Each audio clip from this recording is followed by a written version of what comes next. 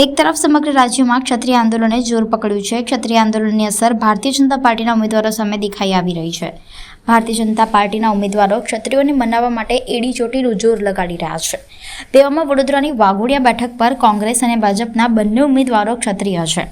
કોંગ્રેસના ઉમેદવારને વાઘોડિયા મત વિસ્તારમાં બહોળો પ્રતિસાદ મળી રહ્યો છે।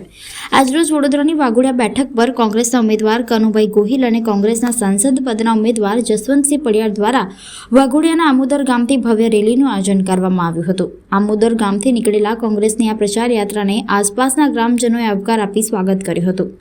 યોજાયેલા જનસંપર્ક રેલીમાં કોંગી કાર્યકર્તાઓ તેમજ વાઘોડિયા વિસ્તારના ગ્રામજનો મોટી સંખ્યામાં જોડાયા હતા। અહીંયા વાઘોડિયા વિધાનસભાના આમોદર ગામથી શરૂ કરીને વાઘોડિયા શહેર અને એના આગળના અન્ય ગામોમાં ફેરની અર્થે જઈ રહ્યા છે, જનસંપર્ક અર્થે જઈ રહ્યા છે।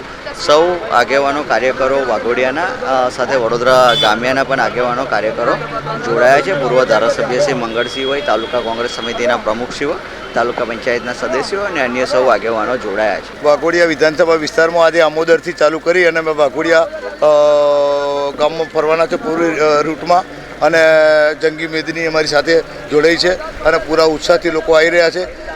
આખા વાઘોડિયા તાલુકામાં કોંગ્રેસ માટે એક નવો ઉત્સાહ જાગ્યો છે અને લોકો ઉત્સાહભેર અમારી સાથે જોડાઈ રહ્યા છે અને સતત ભરતી ચાલુ છે।